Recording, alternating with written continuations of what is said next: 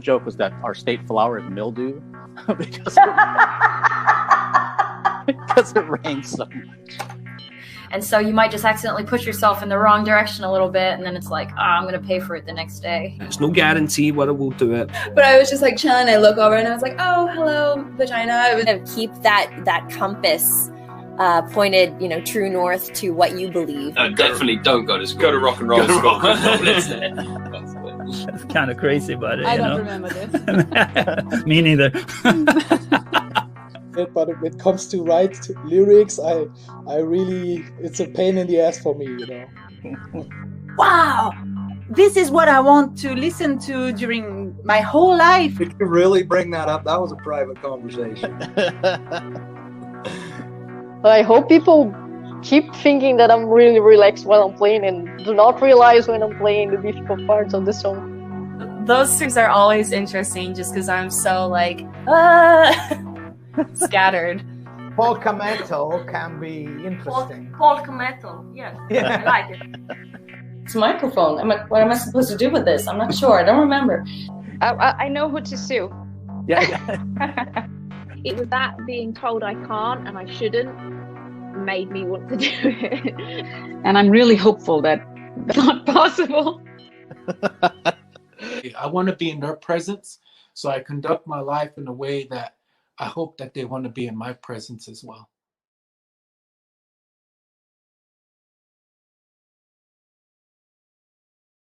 Trooper SJP, and I am testing streaming for the first time. I'm going to see how this goes. Good afternoon, good evening, good morning, wherever you are in the world. I'm Mark Sugiyama from Eclectic Arts, based here in Seattle, Washington, in the United States of America.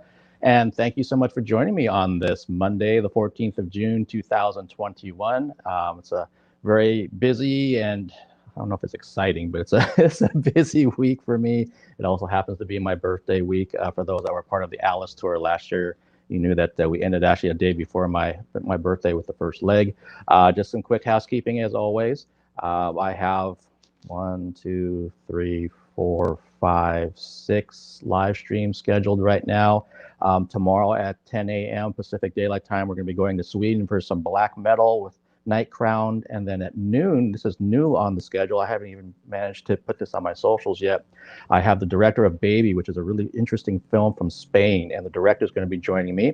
And again, on Wednesday, that happens to be my birthday, so I'm not doing any live streams that day. I'm going to just try to enjoy the day myself. Not that I don't enjoy these, obviously, but I'm just going to be taking some time off. And then we're back at it on Thursday with 2 streams with both bands are actually from Germany. That just kind of worked out that way coincidentally. And then on Friday, I have the Fun Table sessions returning. I've had some messages asking what happened to those because the last one we did was early April. And quite honestly, it's come down to schedules. I've always wanted to do them every month, but as things are opening up, people have, they're back to doing what they do, especially for bands. They're either back on, doing shows or doing some other kind of promotion for what they do. And even for myself, some of my schedule things have been difficult, so it's been all over the place. So in the spirit of things, we needed to kind of transition and pivot. And so now it's going to be any day and any time during the day that I can get people together, I'm going to do the Fun Table sessions. It won't just be a happy hour thing on a Friday or a Saturday night. So that's at 1 p.m. this Friday, and I've got 3 guests. I just actually put that on my Instagram of who the guests are. Speaking of which, if you want to know the most current information, please follow me as Eclectic Arts Media, one word, on Instagram. That's where I post everything first, and then I start migrating some of that information over to other platforms. Not everything, so some things definitely are exclusive to Instagram. And if you're watching me on YouTube for the very first time, if you could subscribe to my channel, that's greatly appreciated. If you want to know what's coming up, you can also hit that little notification bell next to it, but just be aware that's going to send you some emails, and in my case, maybe quite a few emails, because I always have a lot of live streams every week.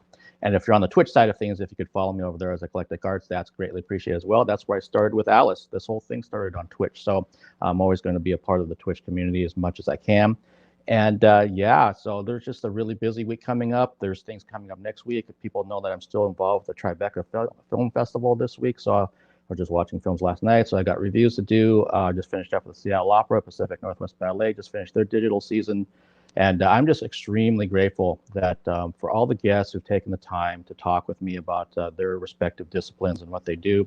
And if you're there in the chat, or if you're someone that's watching this down the road, I appreciate you just taking the time to see what I'm up to. And just to always know that I have a wide variety of things. So it's kind of like the circus, that if you don't like one thing, you probably like something else. I don't try to pigeonhole myself at all.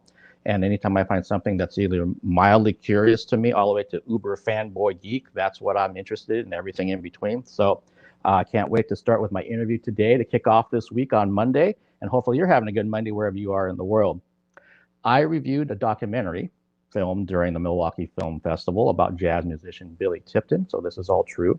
One of the interviewees really stood out to me, which is absolutely true. His knowledge and analysis was engaging and informative.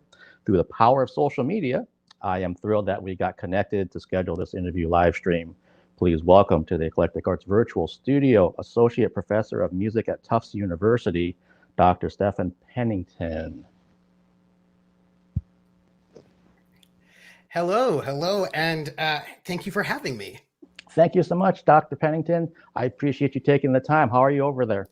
I am good. I imagine that Seattle is less humid than Ithaca, New York at the moment, but at least I hope so. You know what's ironic about that is that you're right. Typically, we're not humid at all, but yesterday we were. We had some sort of thing coming up from, they said, from the Hawaiian Islands that created all this humidity up here. So it was sticky and gross. Things that we're not used to. But today it's back to kind of showery and gray, and I haven't been outside, so I don't know. It doesn't feel sticky inside of my place. So I'm assuming we're back to normal. I grew up in the San Francisco Bay Area, so like that kind of, that kind of weather where like 70 is really hot and 30 is really cold, but most of the time it's between 50 and 60. That's my heart. That is the weather that I love. I totally connect with what you just said. I was born and raised here in Seattle, so anything beyond the 70s, it gets to be hot. 80s, 90s, forget it. Triple digits, then I want to die. Yes. You're like, why? Why is this happening?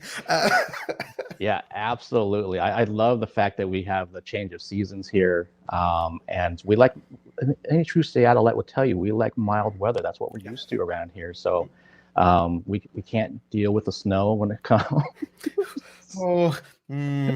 And the weird thing is that you would think without the amount of rain that we get that we would be good with driving in the rain or dealing with. We're not. People underestimate how rain can be problematic. People always sort of make fun of Southern Californians, where I got my PhD at UCLA, and everyone would make fun of Southern Californians and say, Southern Californians can't drive in the rain. I was like, well, hold on. To be fair, it doesn't rain a lot, but people drive a lot. So there's a lot of oil in the roads. And so when it rains, it leaches up the oil onto the surface of the roads, which makes driving a little tricky, actually, because the surfaces are slicker. So it's not that people are just incompetent. It's that the driving surfaces are not what you'd think they'd be. That's all. Yeah, no, you're absolutely right. And we have that problem here where we might get a stretch of 5 days in the summer where it's completely dry, and then we'll get the rainy day, and then boop, it gets slick everywhere. The part for us up here, at least that I don't understand, is when it's like November and we're getting rain all the time and people still can't drive in it. That's fair. That is 100% fair. Oh my gosh. But hey, like I was telling you pre-show, I've been really fortunate to be a part of 4 different film festivals. And I'm somebody that I look at films when I'm going through the programming, and I pick out things that just seem of interest to me. That I don't look at the 10 hot list films and all that kind of stuff, because to me it's like there's so many quality things there that I just want to kind of see what speaks to me. And when I saw the documentary about Billy Tipton, who I didn't know much about, it's like, this sounds like something up my alley. A musician, there's some other kind of storylines going on, so I watched it. Also a satellite? Yes, absolutely. There's another plus that I found out, which I didn't know. And with all the professionals and historians that they interviewed during that film, your segments, I kept thinking, gosh, they should actually have a documentary about this person, whoever this person is, because I didn't know who you were. And then I went to the end for the credits, and I said, oh, there's a name. I wrote it into my phone and putting it into my notes so I could try to find you. And then again, through social media, we got connected. And so just from that part of the things, before we get into your own personal background and everything, how did you get involved with that film project? Well, I have written on Billy Tipton. I've presented on Billy Tipton. Also, in terms of publications, I've also written on another trans man, a transgender man who was also a musician, who also, was born in the 20s, 30s, had a big career in the 1950s, also died right around the same time as Billy Tipton. Billy Tipton died in 89, and Wilmer Broadnax died in like 91, 92. And nobody also knew that he was assigned female birth until after he died. So there was like many, many parallels between these two musicians, except that Wilmer Broadnax was much more famous in many ways, and nobody talks about him. And so I had written a sort of a piece about Wilmer Broadnax, and also comparing Wilmer Broadnax to Billy Tipton, and why is it people talk about Billy Tipton but not Wilmer Broadnax, the differences between them. Billy Tipton being a white jazz musician, and Wilmer Broadnax being a Black gospel singer.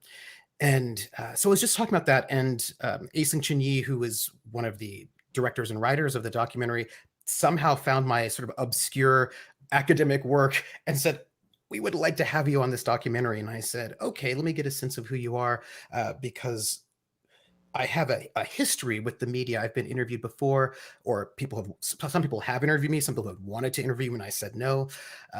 Especially, if you watch the documentary, you will see some of the kind of media that people had about trans people in the 1990s. It wasn't great, but it is often still not great.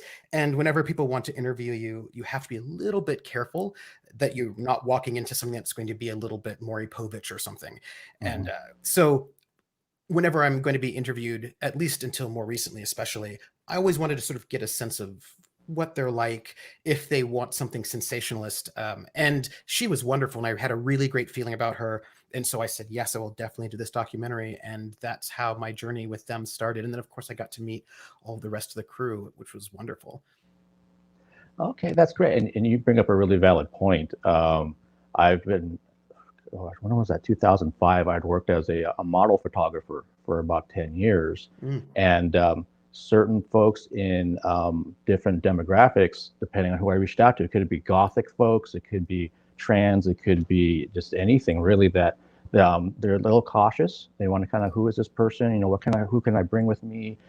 Just like you said, trying to feel you out, make sure that that's something that's on the up and up, and not for any other kind of reason, especially in that case, because we're going to be meeting face to face, and it becomes, it could be a safety issue. It could be all kinds of things, let alone if it's just someone looking for, some sort of clickbait kind of sensationalistic crap that I'm not into. You have to really be careful about that. Because you never know. And I think in some ways, for anyone who hasn't seen the documentary, that is also one of the themes, right? Because Billy Tipton was this jazz musician. He started playing music in the 30s, piano player, saxophone player. He sort of played in bands his whole life. He was from Oklahoma City. He moved there. He traveled around a lot, ended up in Seattle. And ended up retiring. He was married a couple of times. He adopted children. And then he died in 1989 of a bleeding ulcer, because he would rather die than not go to the doctor and have the doctor discover his body as it was born. So like he wanted to keep his identity as a man, as Billy Tipton, and he couldn't go to the doctor, and so he died slowly bleeding out in like a trailer with his son there. And after he died to sort of keep his identity what it was. And after he died, the first thing that happens is the media gets hold of it and rewrites his story for him, making him somebody that he wasn't, right? So rather than the man that he lived his entire life for 50, 60, 70 years, they turned him into a woman who was a liar, all sorts of sort of sensationalist things. And the woman who wrote the book, his biography, also did that to him. So that's one of the things that I think is always very tricky, is when you are in some ways not in power, right? If you are trans, but also of color, any kind of person who's marginalized, and you do not actually control the media, you don't control the stories about you either. And so you may think you know who you are, and you may have a life and have a history, but then somebody decides that goths are really kind of ooky and they want to do like their 60-minute story on them or whatever, and then all of a sudden you become somebody that you're not because they can frame you however they want. And so people who are in subcultures are very often wary of speaking to people they don't know if they'll be respectful of their stories, you know?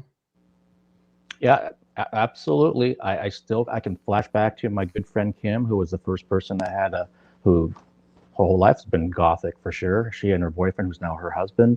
And it took us probably 6 months of communication before she finally agreed. And I can also say that once we did do the shoot, and then we did several others after that, almost like the floodgates opened. It became, hey, one said yes, we can refer her, say, how was your experience with Mark? Was it good? Was it bad? Indifferent? And then it opened up. I'd also worked with at least 3 other models that identified as trans. And same thing, it just took a long time, and I totally understood why. I was as transparent as possible. And then once we did one, then it became, they became my reference, basically.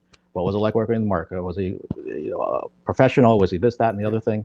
And so through that part of it, and just for myself being Asian American, I I have to kind of watch certain things, because the way I think or how I present myself may not be what someone else who even comes on as a guest is okay with. They may have been told through the PR, hey, you've got an interview live stream at 10 a.m. on Tuesday, have no idea who I am. And then I show up and they're like, oh, wait a minute. And it's true, because, that's the, I was just thinking about that, because recently we've had all those, hate crimes against Asian Americans. And I was thinking about the ways in which, we have this long history of erasure and also gross yellow face that we don't even really talk about. And I think about, for example, Seattle, where a huge number of Seattleites were taken into internment camps from Seattle. Like there was a really large and multi-generational, very strong historical Japanese community in Seattle, going back, I think one of the first judo studios was in Seattle, and there's a really important Shinto temple there. And of course, all those people were just rounded up and put in an internment camp. And do we know about that? Do we talk about that? Do we talk about which neighborhoods in Seattle were historically Japanese? And, just sort of like thinking about the ways in which that's happening right now. You know what I mean? Like this sort of misrepresentation is happening right now, and we don't talk about it as much. I mean, we're getting more conversation about whitewashing roles and all of that, but I mean, it's still happening. Yeah, absolutely. I mean, that's a personal matter for me, because I have my grandparents who were sent off to the internment camps. So that's something that I know, and I still remember it was either maybe junior high or high school. I was trying to do a report on that very subject matter. And when I brought it up to my mother's father, who was like the most genuine, giving grandfather in probably ever, that's the one time he said no. He did not want to talk about it, and that was it. He didn't. That was just kind of it. And I was genuinely shocked at that time, because I didn't understand why. And as an adult, I understand why now. Yeah. But yeah, that's definitely a personal history here in Seattle, and my parents, were raised here as well, and it's interesting, with all the Asian hate that had gone on, even like earlier last year, just because of the nature of the pandemic and the coronavirus, that I had some things said to me out in public. I'm just on my way to a grocery store, but they see how I look, even with half my face covered, they can still see this part. Yeah. And there's people are just freaking ignorant, and they want to say things. So it is something that I think anyone who's in a marginalized community, you know exactly what we're talking about, because it's probably happened to you at some point in your life. And then I think in those moments, being able to hold on to how you see yourself becomes really important, right? When you're regularly confronted with people not seeing you or projecting other things onto you that are not your experience, being able to hold on to yourself becomes so important.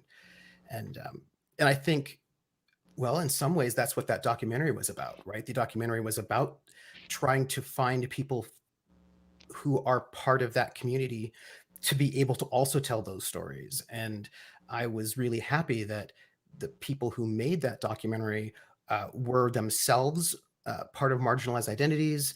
And, because I think those things are sometimes important, right? To be able to get stories told from other points of view. Yeah, no, I absolutely agree with that. And Hello for those that are joining us, and I know that Dr. Pennington put out everything through his channels, which I greatly appreciate. I would comment in chat, but I don't know how. I cannot chat in the Twitch chat because it's for people who followed for a month only. Oh, otherwise I would. Yeah, I've had my share of trolls. Yeah, that's where that came from. No, that's completely legitimate. But you're right, and so I cover a lot of the local theater here, or I did before the pandemic, and hopefully we'll be going back to that soon. One of the things I've been seeing as a real hot topic has been about if you cast, if you've got a play that you're doing and you've got a role for a 30-something, let's say, Black trans man, are you actually trying to cast that, or are you just letting anybody try to audition for these roles? And it's been a huge thing that I've been reading about and actually learning about too. And I'm sure it's not I'm sure it's not unique just to Seattle. Oh no, I mean I think it's interesting because the trans element's quite new, but the racial element is not. And actually, just the ways in which casting often happens in terms of looks. And I think about, so for example, it's one of those things where if you're an actor of color and you want to do theater, which, I mean, I started doing theater when I was 11, you might run into problems if people think that you should cast only as traditionally done, because that means, like, I started doing Shakespeare, and that means there are very few parts that I could play, to be honest, right? Like, if I wanted to, I could play Othello, I could play Aaron. That's it. You know what I mean? And like, because they're like, oh, well, yeah, but neither Romeo and Juliet could be Asian or Black, or because that's just not. And you're like, wait, why?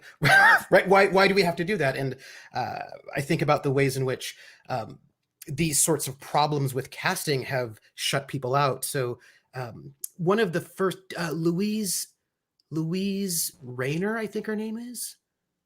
I think that's her name. She won one of the first Oscars for the film The Good Earth. She was in Yellowface.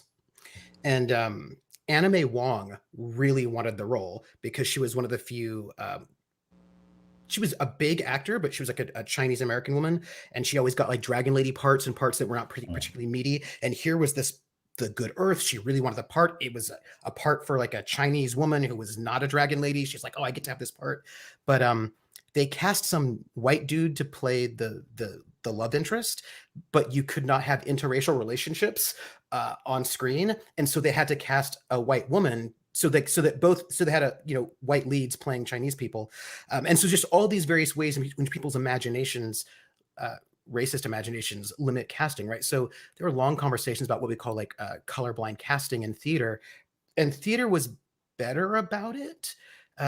Not great, but better about it than film or television, where, if the parents are white, they would never have a child of color, because who would believe that? Although there are many instances where that could happen. And so, yeah, there's just a lot of ways in which I think these things have hampered actors being able to get experience. But even today, though, we still have whitewashing of characters and roles, and we still have people casting in very unfortunate ways. There's a really great example I think about, and that is there was a film that came out called Soldier's Girl, and it was about Calpurnia Adams and her boyfriend. What was his name? I'm going to look it up because I don't want to forget it, because it was based on a true story about Barry Winchell, who was in 1997, he was beaten to death. He was in the army. So it was 1997. It was the army. His fellow soldiers decided he was gay, and so they murdered him with a baseball bat. Now, they decided he was gay because he had started dating a trans woman that he had met at a club, and that trans woman was Calpurnia Adams. And so he was gay bashed and murdered, and people kind of basically didn't talk about her because him dating a trans woman doesn't really seem all that gay, and so it didn't really fit the story. So she was sort of written out of the story in most interviews. But then they made this film, and she auditioned to play, because she's an actor, she auditioned to play herself, and the casting people said, we can't cast you even though you're a great actor because you don't look like a trans woman, or what they imagined a trans woman to look like. So instead they cast Lee Pace. They cast a cis man, Lee Pace, to play her because in their minds, trans women look like men, right? And so there were like all sorts of trans women who auditioned, but they looked like women, and that's not what the casting people wanted, right? So even though that's what Calpurnia Adams looks like. And so there's a way in which people's imaginations, like trans actors have often been turned down because they don't fit the imagination of what cis casting directors want a trans person to look like, which is really hurtful, you know? That's messed up. Yeah, I mean, as you're describing that, I'm thinking if you have all of these talented people that actually fit what that role should be, but because someone's got this idea in their head that, well, you don't look like what I think you're supposed to look like, even though you actually are the character, I'm not going to go with you. I'm going to go over this way. Yeah. Wow. Yeah. And so when I think part of the conversation that's happening right now, because I think there's a lot of ways you can have this conversation, and I think there are a lot of positions to take, and I'm very open to thinking about a lot of things, but I think whatever conversation you have to have you have to sort of recognize certain truths. And some of those truths are that trans people have often been turned down for parts because they don't look trans, whatever that means. You have to recognize that we continuously think it's okay just to cast non-Asian people as Asian parts. That we've had people doing brown face and yellow face very recently on camera. That if you are a minority, it's very hard, especially if you are Muslim, Asian, various parts. It's really hard to get roles that are just not stereotypes. Like it's hard to get lead roles. It's hard to get roles that aren't just stereotypes. And when that is, and I think this is, I know that some people say, well, but acting is everybody can play everybody, right? Like, oh, but the thing is that not everybody gets cast as everybody, right? Like if you are, if you are a Muslim man, you don't tend to get cast as anything other than terrorist number 3. So it's actually not true, right? That anybody can be cast as anything. And I think that the ways in which marginalized people get narrowed into very small chances so that there are not a lot of things for them to do is part of this conversation that's happening right now about why people are insisting that marginalized people play marginalized parts, because they're not getting, I mean, it's the also with disability studies, right? Like it is the classic that if you are a disabled actor, you just don't get work. But then a person who's not disabled will take a role playing a disabled character and get an Oscar, right? Like over and over and over again. That happens. And that's hard, right? I mean, I think Marilee Matlin is one of the only, I think, one of the few 2 or 3 disabled actors to actually get an Oscar. So like there's all these sort of structural reasons why people who are marginalized just don't get work, and why I think these conversations are happening right now about casting.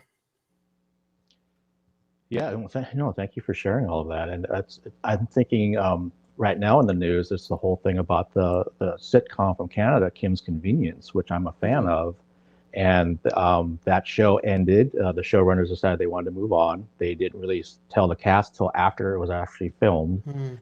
And it became a kind of not dirty laundry, but just people airing their opinions from the cast, talking about all the behind the scenes things that in some ways maybe should have stayed behind the scenes, but in other ways it's been really important about what they've been talking about, how a white showrunner was trying to change the narrative of that show. And then they were trying to say, well, wait a minute, that's not how we feel, because the entire principal cast are Asian. We should be doing like what we started with, because the other showrunner is Asian, but he was kind of off doing other things. So they try to get him back involved with the show. And at that point, all was kind of lost, because I think things just kind of dug in onto both sides. But it's kind of like you see the show that for me, just purely as a fan, it's like, oh, this is so funny and it's heartfelt at times. I can't wait for another season. And then you hear about this backstory about, oh, so they were really fighting for their right to be presented the right way in terms of being Asian Canadians. Yeah. And instead they got pigeonholed into this is what we should do, this is what's funny, and just go along with it. It's like, well, shit, people have been hearing that for decades. Yeah.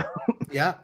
Yeah. And I was just, and one of the reasons I was thinking about the casting, of course, is because the documentary has this whole section where they have actors auditioning to play Billy Tipton for a fictional movie, right? The movie does not exist.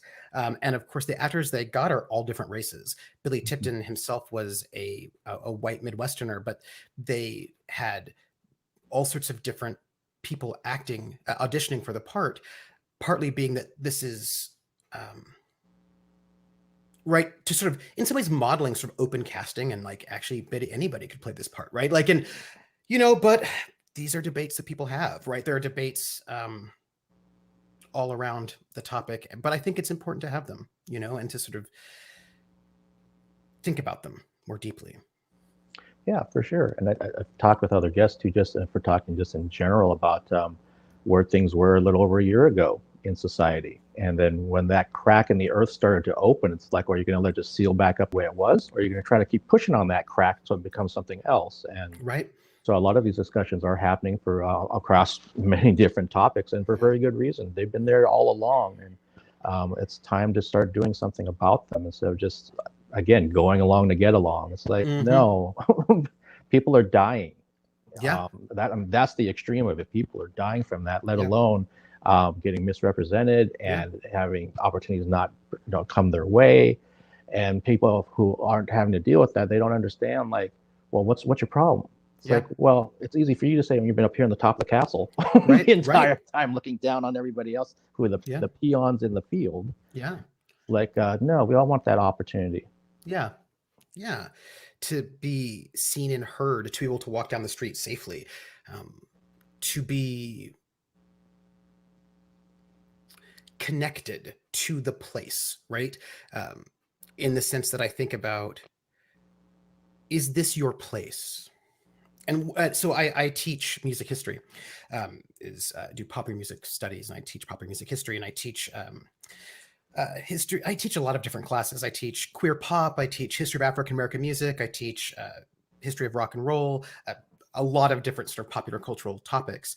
And I wish I had the time in my history of rock and roll to go back further than I do. I wish I could just rename it American Popular Music, make it 2 semesters, but it's only 1, which means I start basically with World War II.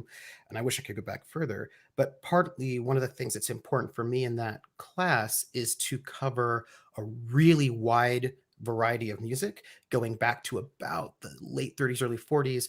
I mean, I talk about Latin music in the US, Asian music in the US, Black music in the US. I talk about white ethnic, so Polish, Jewish, Slavic, Italian, Greek. Like, I talk about all the different types of musics that have happened from about 1940 to the present, because I want people to know that they have been here, right? It's like the Kim sisters were these Korean singers who were super popular in the 1960s and late 50s and were on TV all the time.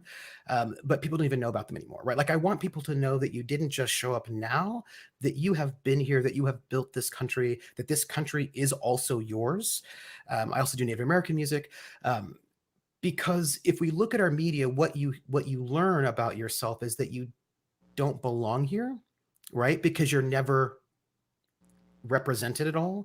And I want people to note that, like, the culture of this country actually is a mix of everybody's culture. It's not just one person's, you know what I mean? And that you were here before, people like you were here before, going back as far back as you want to go. And just to let people have a sense of that they have roots here too, and for me, arts do that. The arts are a way to let people know that people like you didn't just show up 20 years ago, and that you don't have to do it all by yourself for the first time only, because people have been doing the work, and you're not alone, and you're not an outsider to this place. You are also one of the people who built this place. And that's a lot of what I do when I teach music history, is to try to make sure that we recognize the ways in which whatever place we're talking about has always been a lot more diverse and complicated than the stories we tell about it. Well, I love that approach, and it's great that your students are getting that that education from their professor versus maybe the typical education from the professor. I had taken a couple music courses when I was in college, and our professor was, I want to say he was Puerto Rican, if I remember right. And I love the fact that he spent time with Tito Puente and some of these other, these other non-traditional jazz musicians. Yeah, but I mean, here's the thing about that, right? How can you teach? Seriously, how, in my opinion, how could you be a responsible teacher and teach popular music of the United States from 1940 to the present day and not include Tito Puente, Celia Cruz, the invention of salsa music in New York City, right? Like, salsa is a massive global genre, and that happened in New York City. How can we not talk about that? Like, that seems super, super irresponsible, right? To not talk about that. And then also Brazil, right? So like the Bossa Nova, you're going to do jazz music, history of jazz. How do you not talk about Jorge Gilberto and like Astro Gilberto? How do you not talk about Jobim? How do you not talk about the ways in which New Orleans was influenced by the Caribbean, by Cuba, by Mexico, right? How do you not talk about the fact that our foundation, like our musical foundations, have, I mean, do you know what I mean? Like, how, come on, you know what I mean? Like, how could you not talk about those things? That seems irresponsible. Yeah, no, I totally agree with you. It's kind of like, to me, it's like, it's almost kind of sad that I found that refreshing when he did that in that course. Yeah. Especially when, a lot of my classmates had no clue. They didn't know who these people were or what was going on, or in some cases, even why he was teaching that. I'm kind of like, oh my gosh. But you have to start somewhere, and I'm glad he did. And I've been a musician most of my life, and photographer and writer and all these other things. But I love talking to the people that do what they do and hearing their stories. And you're right, it's so easy to think that this is something that's only been going on in the last 10 years. It's like, no, these pieces were there. I'm thinking back to my grandfather's big band that he had in Seattle. And it's all Japanese musicians. And you think about that, like, we have pictures of that. I teach a class on jazz between the two world wars, but it's the international jazz age. So I start in New Orleans, I go to Chicago, New York, but then I also go to Havana, I go to Tokyo, Tokyo/Shanghai, Berlin, Paris, Rio de Janeiro. Like, I try to I talk about the ways in which jazz circulates, right, all around the globe in the 1920s. And I talk about all those Japanese American jazz musicians who were not American enough for the Americans. And so they went to Japan, where they were super American enough, right? And so like all of these, like Betty Anada, a number of jazz musicians ended up just going to Japan, who, by the way, were born in the US, right? And some of them didn't even speak Japanese, but they knew that their Americanness would be really useful in Japan. And so they really helped. They were really important to the Japanese jazz age, and we don't talk about them at all. We don't talk about like the Caribbean, right? The Beguine, like all these different ways in which jazz moved all around the world. What they were doing with jazz in Accra and Ghana, right? What they were doing with jazz in Moscow, right? In the Philippines, in Manila, had an amazing jazz scene. And so really just kind of thinking about jazz in this really global way, and the ways in which people from all around the world found jazz important. Like, I think about the Skylarks, which was various sort of South African jazz musicians in the 1950s and 60s who were using jazz as a way to resist apartheid, and sort of like as a form of protest. And so like just thinking about the ways in which music has been used all around the world for people to protest, to articulate self, to give each other hope. I mean, I think about the Japanese American big bands in the internment camps, right? That when they were in a concentration camp, they reformed big bands in order to keep themselves going, right? So that they could, it's hard to keep going if you have no hope. And one of the things that art can do is give you the ability to keep going, right? To, they would sing, a lot of these bands would play songs of freedom, right? Because that was the thing they did not have. And so the ways in which keeping hope, the imagination of freedom through music can keep you going. And so I think about the importance of, right, of big band jazz to the people, the human beings interned in those camps, or in apartheid, South Africa, or just various places where that music was vital, right, to their being able to keep going, right, in the face of oppression, institutionalization, internment, right?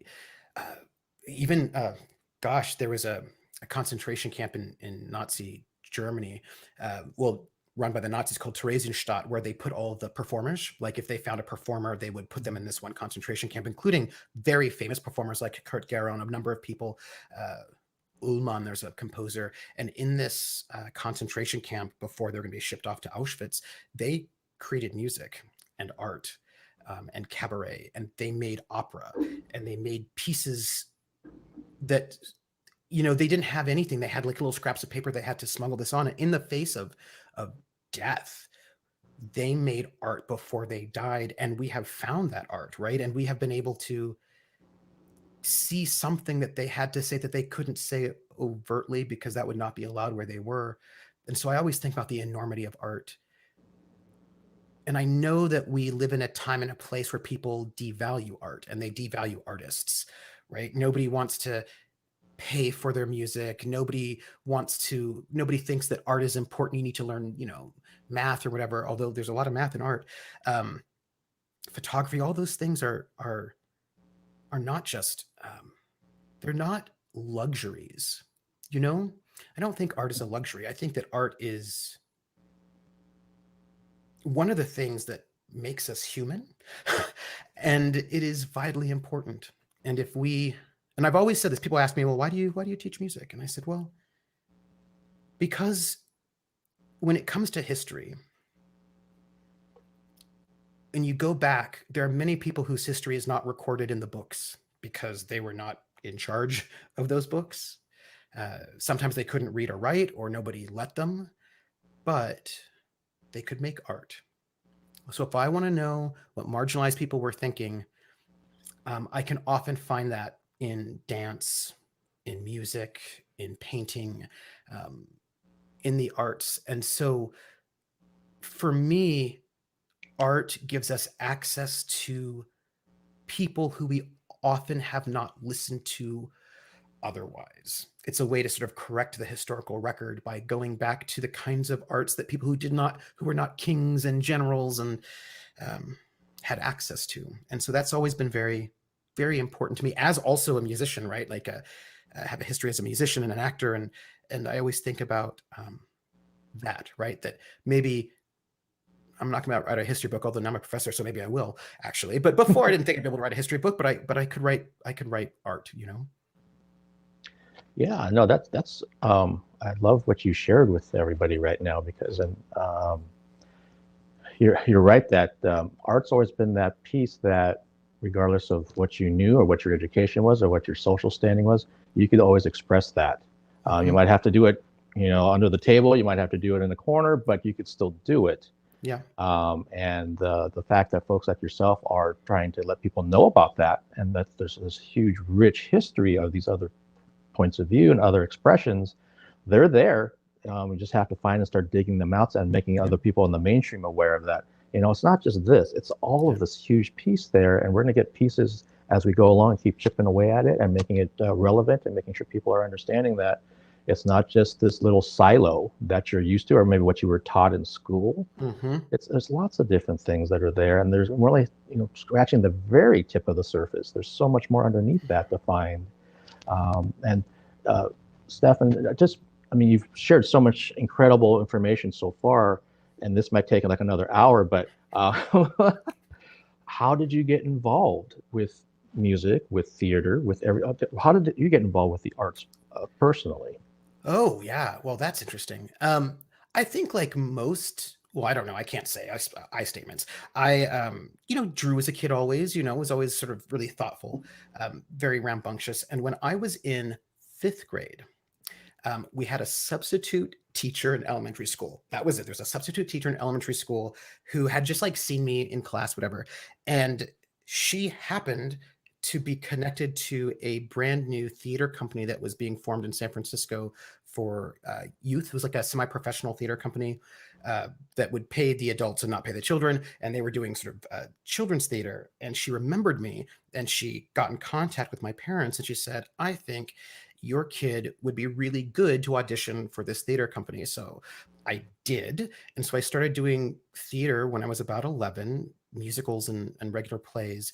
I caught an episode of The Avengers when I was about 11 as well. And I saw Diana Rigg, and I was like, who is this woman? She's amazing. So then I started watching her in other things, including Shakespeare plays. And that sort of started me down acting, although I was always doing theater, music as well, like musical theater. I was playing the banjo a little bit.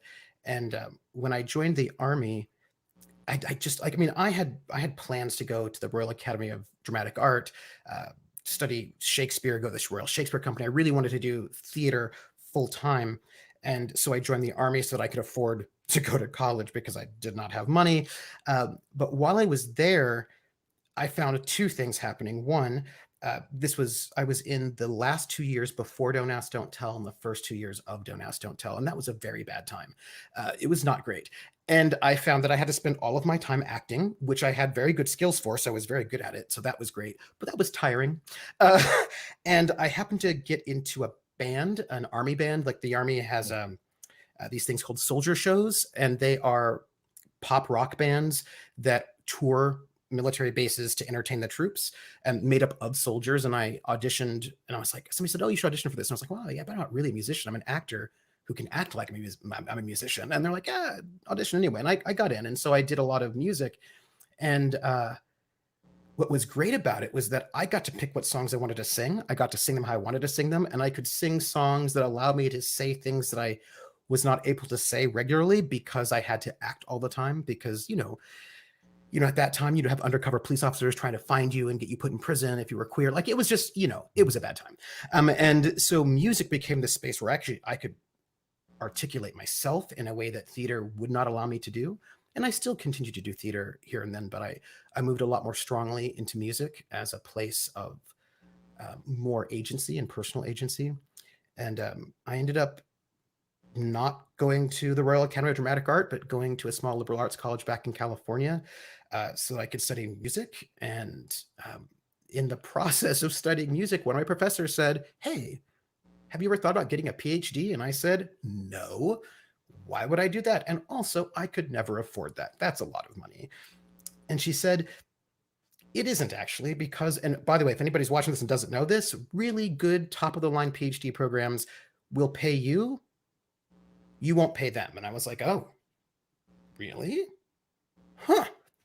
So I said, you know what? I might as well just put in application forms. And if I get in, I get in. If I don't, I'll just keep doing, music and theater. And I got in. And then all of a sudden, here I am, sometime later, being an associate professor of popular music studies.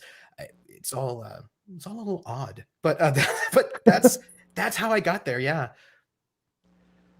Wow, that's it. I mean, based on what you said, it's always interesting when life can be random at times. Something you weren't necessarily looking for happens. But then at the same time, when those things happen, what do you do with it? Some people just sit there and don't know what to do with it. And other ones, grab the bull by the proverbial horns, and they just run with that thing and make those opportunities that many more opportunities beyond that. I think it was tied to, there was a funny thing when I was in basic training. One of my drill sergeants came up to me and says, Pennington. And I was like, what drill sergeant? Because there's always some kind of a trick. And he pulled me aside and he said, I get the sense you're probably going to leave the Army after 4 years. And I was just like, I'm not going to answer yes or no, because that's probably a trick question, but the answer is yes. I'm just here for the 4 years to get my Army funds and then my college funds and get out. But he said to me, even though you're thinking right now that you're going to get out in 4 years, you should behave while you're here as if you're going to stay in for 20, because you don't know where you'll be at the end of the 4 years. And so I did. I acted as if I were going to make a full, long career out of being in the military, and I did amazing things. I had amazing experiences because I went full in. Like I was the Soldier of the Year for the intelligence circuit around Europe. I came in like second for the entire Army. I did all sorts of amazing things, and I did that because I committed to the experience as if I was going to be there long term. And if I didn't, which I didn't, by the way, because I left after 4, it's fine. I still had an amazing experience. If I stayed in, I would have been set up for later. And I end up doing that with everything, right? So I did my undergraduate as if I was going to go and get a PhD. And then somebody said, you should get a PhD. And I was like, oh, all right, well, I'll start and I'll just, commit to this as if I do it my whole life. And maybe I won't, maybe I will. I don't know. It turns out that I am. So there's that. But I think that for me, just whenever I come into a space, I try to do it with a kind of a seriousness of long-term commitment, even if I'm only going to do it for like a month or a week or an hour or a moment. If I'm talking to someone, I want to talk to them as if I'm going to know them forever, and I find that kind of commitment to a space has allowed me to have richer and deeper experiences, even when they're fleeting. Wow, I love that. I love the mentality of, I'm probably going to start adopting that myself, of that, hey, just because you're here and you're thinking that you're going to be a short timer or whatever it is, don't approach it that way. Approach it with full intention that you're going to be going into this for the long haul and see where everything actually takes you. And I guess it kind of also goes back to the idea of putting your best foot forward and putting 100% into anything that you do. Don't do something halfway, and truly embrace it, get into that space and make the most of it. And then what's kind of funny about that, I think, at least this is philosophically, is that there's an interesting paradox. Because I do everything as if I'll do it for 20 years, I'm also not necessarily invested in if it doesn't work out, right? Like it's a kind of like, because some people will say like, I have the one thing that I'm going to put all of my imagination into, right? Like this is the one thing that I want to do for 20 years, the only thing, and that's the only thing they put their imagination into. And if things don't work out, they get super discombobulated. And for me, I'm used to giving that kind of imagination, because it's not even just energy, sometimes it's just imagination, into all sorts of things. And so if that one doesn't work out, that's okay. Do you know what I mean? Like, it's okay if that one doesn't work out, because then like I can give that, I know that I can give that kind of imagination and energy to multiple things, right? Like I just don't think there's only one thing a person can do in their life. And because I've committed to my energy to multiple things, and that's fine. It's easier for me to let things go because I commit to everything so fully. If that seems contradictory, but it makes sense to me at least. No, that makes sense to me, because I've talked about this on some of the other live streams, that I had no idea that I would be, doing like 1,000 model-based photo shoots. It happened organically. I wasn't even looking to do it. It's just something that fell in my lap through a former coworker. The fact that I started doing this fanzine 2011 called Eclectic Arts. It was an actual print copy thing. I didn't have any idea that I was going to do this. I was just having an email exchange with a singer of a band that I liked, and it was like, well, why don't we try doing this and see where it goes? And then, like I mentioned to you before we went live, this whole virtual world, I was not a part of this. I'd only heard of Twitch through one of the places I used to work at and some of the students I was around. But you're right. So when something doesn't work out, at least for me, and it sounds like for yourself, I already know that same mindset and energy will take me somewhere else, and it's okay. Right. It's not like all my eggs are in this basket. Oh, that thing just took, to shit the bed, and now I'm screwed. It's like, no, I just know the next thing's coming, and let's still work on that with the same mindset and see where that takes me. And I love your photography, by the way. I was looking at it online. Oh, thank you. I appreciate that. I feel a bit rusty since I haven't had a chance to be in a photo pit or working with a model recently, but I'll be back at it real soon. And again, when I tell people that I'm so grateful for the opportunities I've had, I truly am, because it wasn't something I could not teach a course on. This is how you need to start your business of what you do. I could tell you what happens once you get it going, and what I've done, but I don't know, because it just kind of happened. How are you enjoying streaming, by the way? It's pretty addictive. I'm not gonna lie. And but people, again, that know, so for people that are new for me that aren't familiar with my channel, back on the 22nd of May last year, I started doing a virtual tour with the band Alice from Los Angeles. I hate using categories, but they're like an electro synth pop rock band. Nice. Been around for a long time. They actually have other bands with underneath the umbrella. So it's really the Alice Collective. So there's Alice Underground, which is gypsy swing jazz. There's Bash Rock, which are three guys who are kind of like a punk rock thing. And then they used to be, or still are, Mankind is Obsolete, which was like industrial music. So all of those bands have the core members are all in all. And yes, they actually have done shows where they did, I think, 3 of the 4 bands at the same show. So they do a 45-minute set, leave, change their outfits and stuff, come on, and then do this jazz thing. And then 45 minutes. Cool. Yeah, they're amazing people on top of being amazing musicians.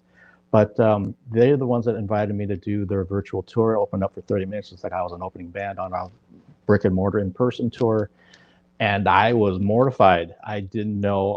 I've been interviewing people in person, on the phone, and through email for a number of years, but doing this virtual thing, for whatever reason, it just got really weird to me. Like, I don't know where I'm looking, and it feels like it just felt strained, and I wasn't comfortable.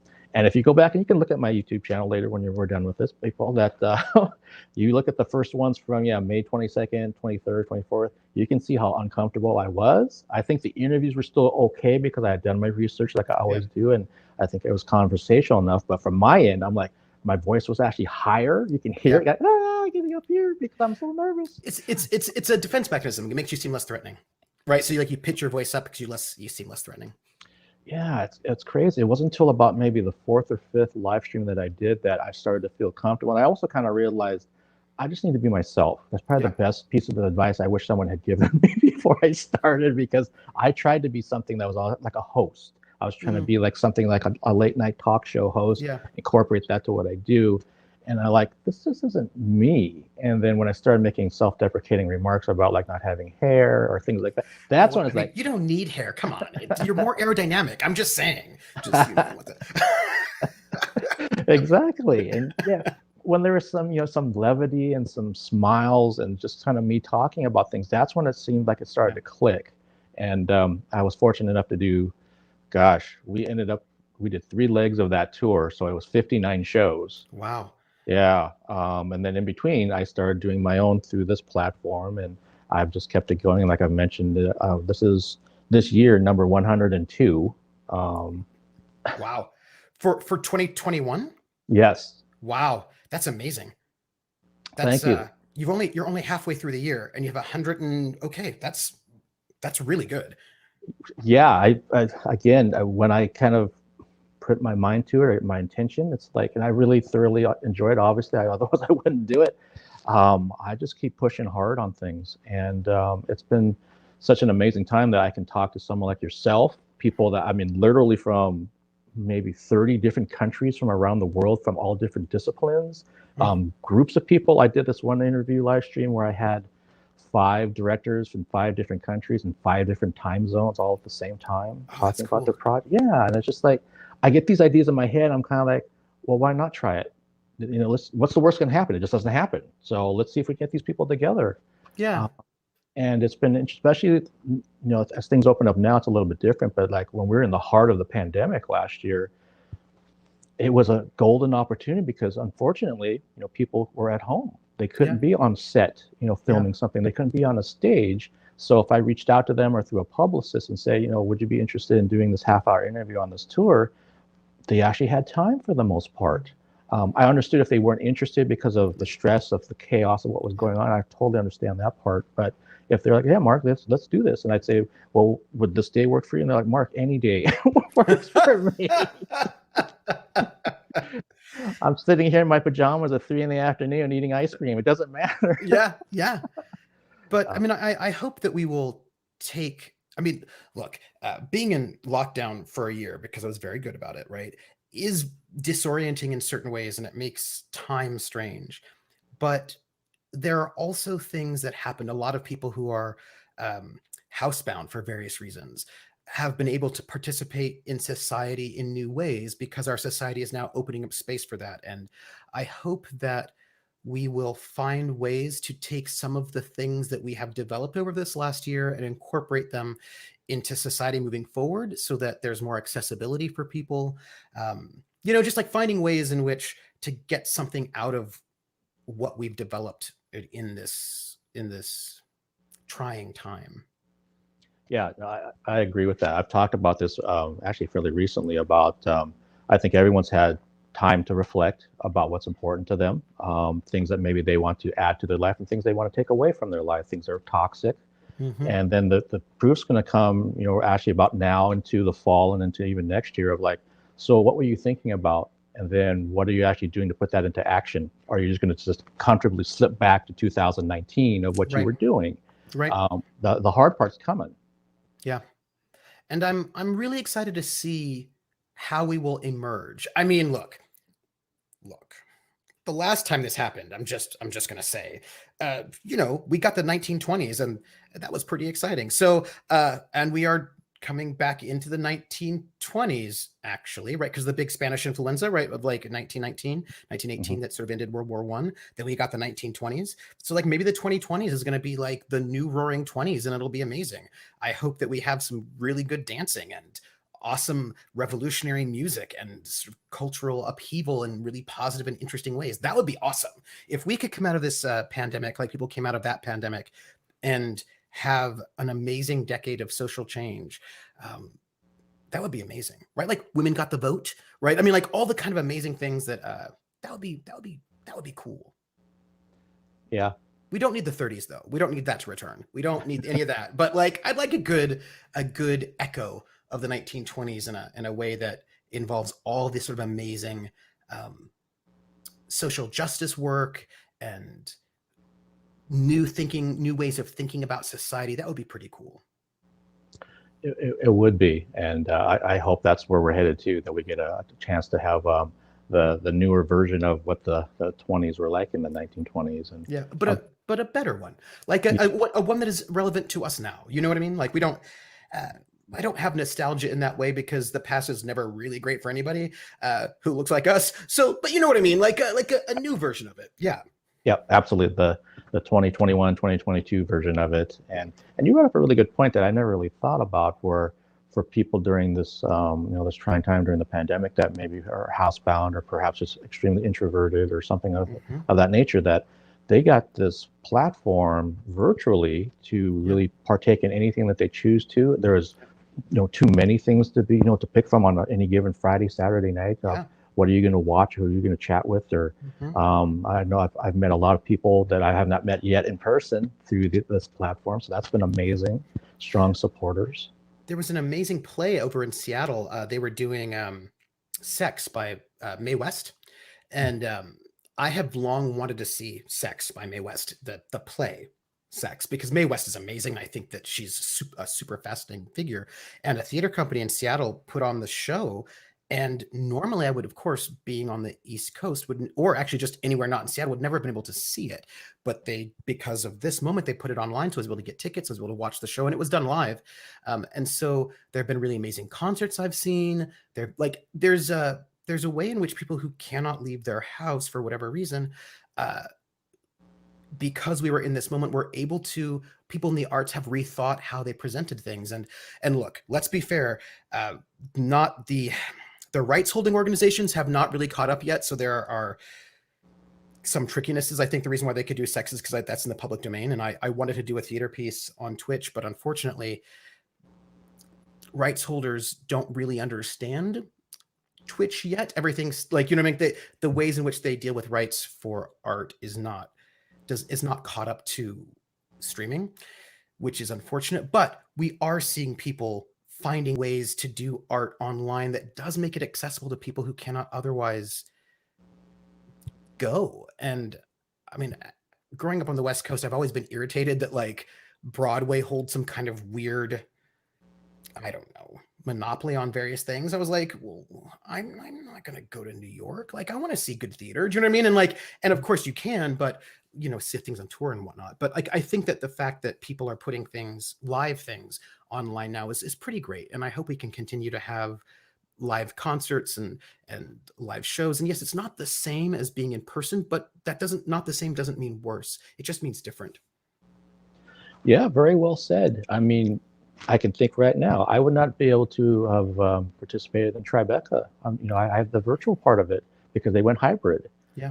The Milwaukee Film Festival, I'm not going to Milwaukee, Wisconsin, but I got to see the bulk of their films, which were amazing in many cases. And there's been some live streams for bands that I've got to see. I plunk myself down on my couch for 5 hours and just have at it. And it's like, this is really awesome, because you're right. There's these opportunities have come through that weren't there before. And especially now that so many people are aware of the virtual platforms and the different platforms, even Twitch, of like, hey, here's some other options. And I'm seeing some bands that are starting to do the hybrid thing where they're going on an in-person tour, but then they're also selling tickets virtually. So they're going to have both. So if I'm in Seattle and this band's touring Europe and I can't get to Europe, I can still see the show and they can still get money. It's a business thing as well. So everyone kind of wins. Yeah. And I think that's cool, right? So like, I hope we can continue some of that, because this is, because I think about money, right? Money and access. There are people who are in locations that are very remote, or they do not have money to travel. I think about some performers never tour to certain countries. They just never go there because they can't, right? Because it's too far or whatever. And then you don't get to see those artists that maybe you love. And now actually, maybe you can. And in a way that is live, so that you're watching with other people, that you're actually part of that experience. And that's good. I think that's good. It is good. And you bring up a really good point, because I know it was interesting being on both sides when I was on the Alice tour, because as a fan, I got to see them every night. I mean, I got to see them for 59 shows do these sets, and they were live, and the fans were in the chat and interactive and the whole bit. And then on the other side, I got to see the behind the scenes part about being a part of that tour and all the logistics and everything that we had to put together in different time zones. Because what I didn't explain to some people that maybe haven't seen any of those, were we would have a full schedule of bands for any given date. So it might be that, today we're in Houston, so we're starting at 4 p.m. my time, but it's 7 p.m. on the East Coast or whatever, and all these other kind of things. And we live, I can't remember what show, the band could probably tell me better, but there was one show where each DJ and or band started at the same time, but they're in different time zones. That's interesting. Interesting things that happened, but it was great. It's kind of like being like, I don't know if you're a Grateful Dead fan or something, that you got to be like on tour with the band. You never left your home. Yeah. And look, there's some things you want in person, but there's some things you don't want in person. You know what I mean? And I think there's something interesting to give options so that people can choose. Also, I mean, there have been sort of avant-garde artists who've been working on remote and virtual performances, from like, oh my gosh, I think even starting in the 80s, but really until a little bit later once MIDI became better. But of course, lag wasn't right, and things were there, like certain kind of like virtual choirs and virtual pieces. But in this last year, there's some new software. There are new ways in which to sort of try to make it so that you can perform with people who are not in the same location as you are and not have lag mess it up. And so people have been innovating to find new ways to connect people in performance across time. And that's also pretty cool, because imagine what kind of neat new works of art we might be able to create with some of the new ideas that have come out of this moment, and I'm excited for that too, actually. Yeah, I'm thinking just on a small level that, most of the streams that I saw that were selling tickets, they're either one camera or sometimes multi-camera. That's as things kind of went along. But then I saw this one that this company was doing. I forget where they're based out of, but if you bought a ticket, your face got put onto a screen in the studio. So when the singer was actually doing the live stream, they're interacting with every screen of anyone who bought a ticket, and is individually that way. Yeah, so it's like that. There's your virtual audience per screen. So that I'm really sure like a behind the scenes picture of it, and there's like, I don't know, maybe like 150 screens all through the studio. So the singer, when he took a break, you can sit there and talk to somebody or like specifically look at someone. I'm like, oh wow, that's where we're going with this. This is really interesting. Oh, that's super interesting, because I think that, you're a musician, one of the things that it's one of the reasons why I actually like Twitch. There are a lot of ways to think about this, but one of the reasons why I like performing on Twitch, because I do role-playing games like Dungeons and Dragons, that sort of thing, is because the audience is live. And I prefer doing my shows live, because when I'm doing my show live, I can see the chat.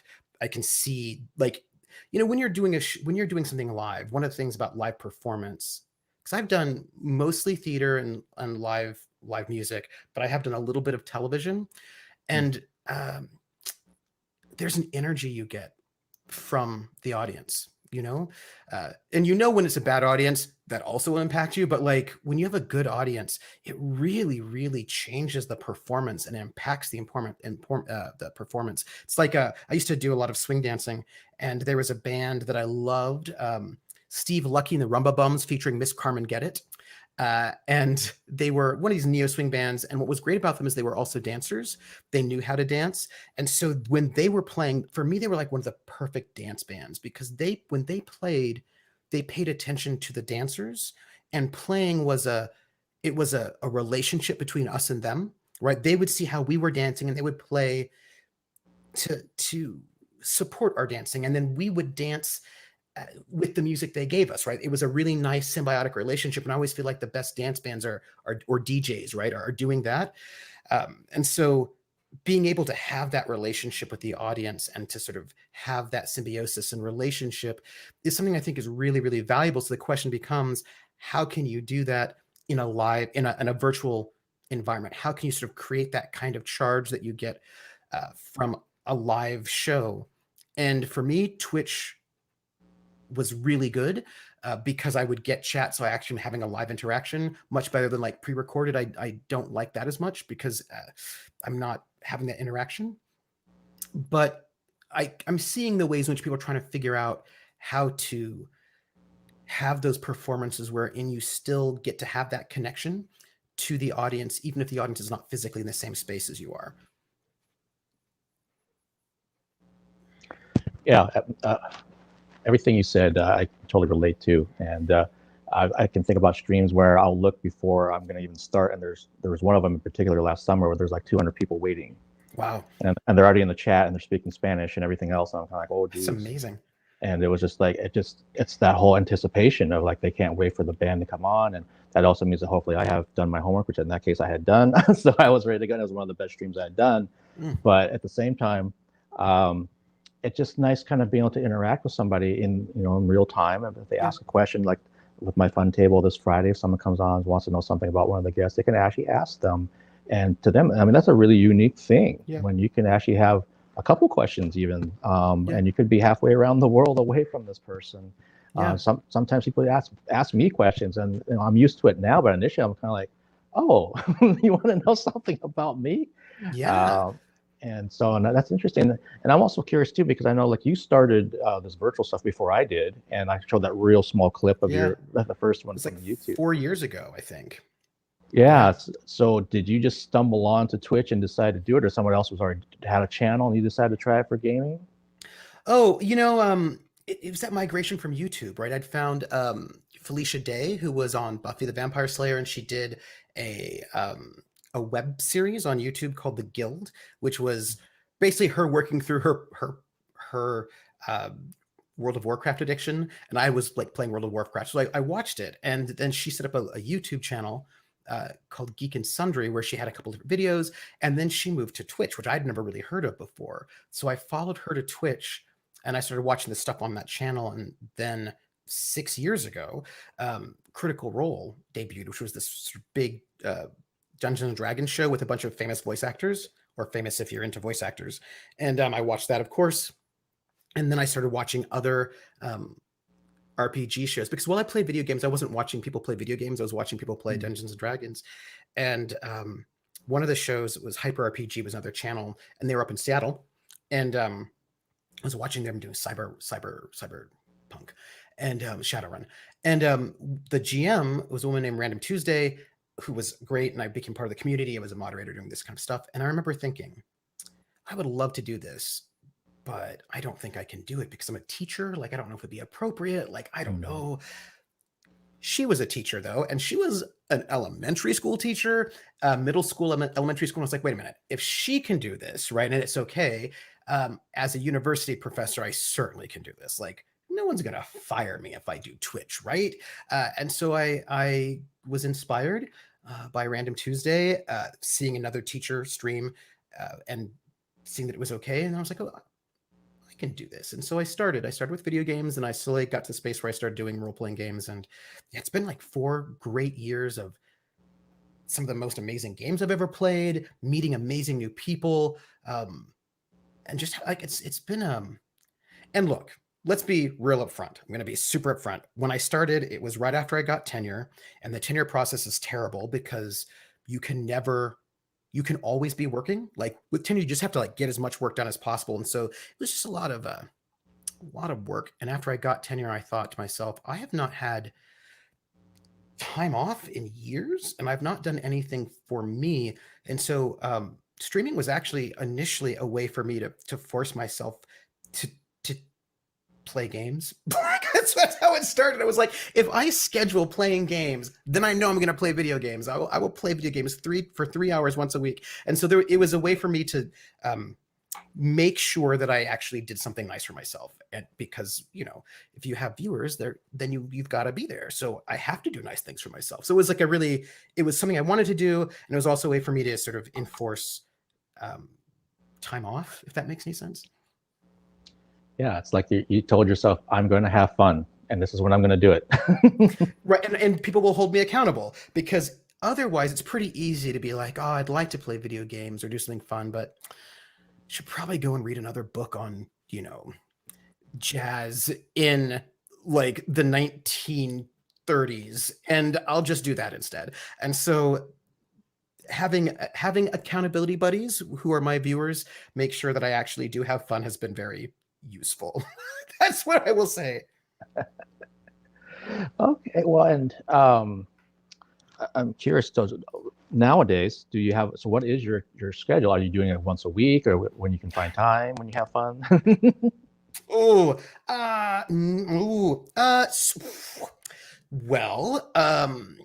it's a little bit tricky because I'm moving July 1st, so I'm moving in 2 weeks, and so my schedule's winding down for the move, so I can pack things up. But I have spent the last year, like I moved from one stream to like 2 video game streams, and then 2 video game streams and a role-playing game streams to like 3 streams a week on my channel. But then I started playing on other people's channels, and like this last spring, fall, summer, I've been like streaming like 7 or 8 times a week, depending on the week. You know, something like 2 video game streams, generally speaking. Then I've added a third, which is sort of off and on. My RPG, that's 4, 3.5. 2 regular RPGs, that's 6.5. Usually 1 other regular, which is like 7. I started jamming for somebody else's channel, which is 8. But those are usually like little short ones. They're like only 8 episodes and sort of cycle through. So like, you know, 8 streams a week. But I'm down to right now, like I've got nothing going on. I've got like 3, and it's going to go down to 2 because I'm, you know, I've got break. I've got to pack up all the multiple monitors and lighting and move, and then I'll probably get back up again. Like my numbers will increase again. Wow, well, that's terrific that you're streaming that much. I think at least for my, well, not so much for me, but some of the other people that I familiar with, that was the hardest thing for them, to find that schedule and kind of stick to it, because, you know, life interferes or whatever else. Pandemic. Like, I mean, I think one of the reasons why I was streaming so much is because we've been in lockdown, right? So I've been at home, working from home, and that gives me a lot of flexibility. I don't know what will be like when we open back up again. I mean, I will not be streaming 8 times a week. That's 100% true. But I figured while we're in quarantine, might as well take advantage of it. And yeah, I have the same mentality. So it's like, I know, so like my streams are up here, and, you know, my live stuff's been down here, and it's going to start doing this at some point. It's not going to go completely away, but it's going to be less, because I'll be in a photo pit. I'll be reviewing the opera. I'll be doing whatever in person. But it's nice that there'll be this hybrid. And that I've actually had that question come up in a couple of chats with him. Mark, are you going to leave us? And I'm going to like, I'm not going to leave you intentionally. It's going to be that, you know, I'll be doing some things that are going to take up my time in person, but I'm still going to keep my channel going, and I love doing it. And it's also a nice thing, like from the band standpoint. If someone's got something coming up, a new album or a tour, we can jump on virtually. We can help promote it quickly, because a lot of times they don't want to do it in person because they're already on tour. Yeah, that's right. And I'm really excited, just like as a scholar, that there are people that I've wanted to interview for the books that I'm working on. And I was like, before I was like, oh, how am I going to go and interview with so-and-so who lives in Australia? How am I going to interview so-and-so? And I was like, oh, wait. 2021, I can probably just do this through Zoom now, right? Like I can probably do a number of interviews. Like this is like I'm gonna just tell you a thing. It's a secret, and it's like this is like a fantastical dream, right? Fantastical dream. I would love to interview. This is, and the reason why it's a fantastical dream is because this is not the project I'm working on right now. Like I have a couple of projects I'm working on. It is not this one. It's just one that lives in my head. I really want to interview Olivia Newton-John because there's so many really interesting things that intersect with her career that I would love to talk to her about, but I think she's back in Australia. And I was like, how am I going to interview Olivia Newton-John? Like just be lucky to catch her on tour when she's in the same area that I am and hope that she has time while she's on tour to meet with me for an interview. But now I'm like, wait, I can probably Zoom with Olivia Newton-John theoretically. I mean, I don't know if I actually could, but like technologically I could. I don't know if Olivia Newton-John would actually want to interview some academic professor who does not work for Rolling Stone magazine. But I want to talk to her about environmental activism in her career. I want to talk to her about the country music backlash that happened when she got her CMA award and what does that mean? And I want to talk about what does it mean for her to be a woman in rock? How does she sort of give herself a rock voice in various moments? Like there's so many things to talk about with her that are really interesting about sort of like environment, gender, region, like all sorts of really cool stuff. And now like actually maybe I could. How cool is that? Two things that's extremely cool, that you have these other avenues to connect with people that you want to interview or have research for your upcoming books. The second piece of that is, I don't know if you know this, but I've met Olivia Newton-John in person. Did you die? For a little while, I'm still here. Somehow I survived this. And some people who have watched my interviews know that I've kind of told the story, but I'll try to do the condensed version of it. But I have some part of my mind that's always been like, well, who's like the wish list? And, maybe I'll never get a chance to talk to them, meet them, whatever. But, I'm going to try and we'll kind of see what happens. And, two people come to mind right off the top of my head. Jeff Bridges is one of them, who I got to interview and also got to meet 2 separate occasions. Wow. And then Olivia Newton-John. And so I can look at my wall, at least of the picture of Jeff, and it just makes me laugh sometimes to myself. I'm like, how the hell did this happen?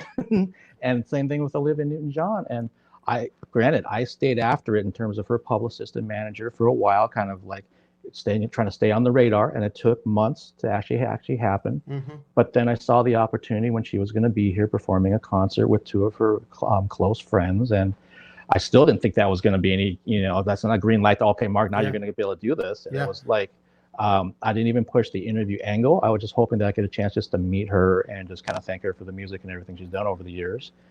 And it happened. That's amazing. And I can tell you this, my mom knows this. My mom watches most of my live streams, and she was there with me when Hey, she Mom. so she got to meet Olivia as well. And the deal is that they were selling signed CDs at the merch booth. And so if you bought one of the first 50 people after the show, they're going to have some sort of a meet and greet area where you can get a picture with Olivia and the other 2 artists. There was going to be no autographs, just a picture, a selfie, whatever. And I'm almost positive I was supposed to be in that group, that they're just going to lump me in with that. Yeah. And the tour manager was like, I found out who he was at the site of the venue, and I was like, hey, I'm Mark, and I'm supposed to be, meeting Olivia Newton-John. Here's the thread of emails that I have and all this kind of thing. So, okay, Mark, just meet me back here once the show's done, and we'll make it happen. I'm like, okay, cool. And that's when I saw this whole thing of these people lined up upstairs waiting for this other thing, and I'm kind of like, well, am I supposed to be in that? And nobody else that volunteered at that venue understood like where I was supposed to be. So I'm like, where's that guy at? And I didn't have a number. I just was like, well, hopefully he's around. And then I saw him. So he's like, oh, Mark, here's your sticker, your backstage pass thing. And, I gave one to my mom. And then he had us follow him down stage under basically the dressing rooms were underneath the stage at this venue. Ooh, sometimes Mark gets lost. It's like a technology thing. So you just have me right now until he gets back. I just want to tell you, I saw Olivia Newton-John at the Hollywood Bowl like just a couple of years ago. and her voice was amazing. Like, and I just think a lot about the ways in which, like she did a version of Physical that was kind of bossa nova, and it was beautiful and amazing. And I just like think about the ways in which we often stop thinking about artists when they're no longer on the top 10, but they're still working and they're still doing amazing work. And she still has a beautiful voice. Yeah, sorry everybody, I dropped off a second time. So yeah, so I I'm covered back for you. Yeah, thank you. But I just remember we went back there and it was 10 of us total, maybe. And these are like personal friends or people that they had known. So again, to this day, I don't know if I was supposed to be back there because they're kind of looking at her like, who are those two Asian people? To her credit, she was incredibly gracious, very nice, took a photo with me. The three of them took a photo. And then once I explained that I knew her manager and could talk about this timeline, then she relaxed and said, oh, okay, now how do you know so-and-so? And then once we were done, then we just kind of made our way out of there because I said, this is like private time basically for people that they really know very well. But that was 2017. And like you said, some of these artists, I mean, they're still doing amazing work. And, you know, there's a lot of fish out there in the sea, but it's like, man, some of them have not lost it at all. Yeah. And also, I don't know, I'm thinking that it would probably be a much better environment to do an interview with somebody like Olivia Newton-John or whomever when she's in her home on Zoom versus like right after a show. Cause you know how it is after you do a show, like you have to, you know, like the day of a show is a lot of work, right? You've got all of your sound check up. You might've been traveling depending on, you know, what your tour schedule is like. And then you're like tired or wired. Like, you know what I mean? Like, it's like, that's so it might just actually be a nicer environment anyway, is what I'm thinking. I totally agree. And I think what's going to happen for myself, like we talked about earlier about like, what are some of the changes I plan on making once we get past this and I'm back to live shows and all that, is I'm going to be a bit more, I think, mindful of who I ask to do in-person interviews with, knowing those things. Yeah. A lot of times I just drove 400 miles between shows, especially if they're like an up-and-coming band. So they're doing the driving and they're tired and they're just kind of like, and they know they want to do interviews and they want to do press, but they're kind of just freaking beat. Yeah.